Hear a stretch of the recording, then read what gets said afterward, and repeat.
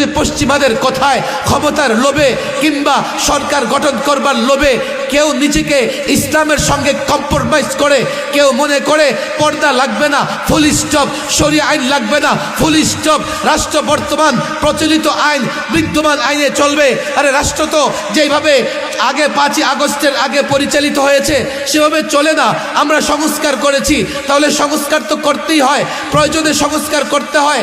সেই সংস্কার যদি কোরআন সুন্নাহ দিয়ে হয়, আমি মনে করি কোনো মুসলমানের আপত্তি থাকার কথা না। যদি পশ্চিমাদের কথায় ক্ষমতার লোভে কিংবা সরকার গঠন করবার লোভে কেউ নিজেকে ইসলামের সঙ্গে কম্প্রোমাইজ করে, কেউ মনে করে পর্দা লাগবে না, ফুল স্টপ, শরিয়া আইন লাগবে না, ফুল স্টপ, রাষ্ট্র বর্তমান প্রচলিত আইন বিদ্যমান আইনে চলবে। আরে রাষ্ট্র তো যেভাবে আগে 5ই আগস্টের আগে পরিচালিত হয়েছে সেভাবে চলে না, আমরা সংস্কার করেছি, তাহলে সংস্কার তো করতেই হয়, প্রয়োজনে সংস্কার করতে হয়।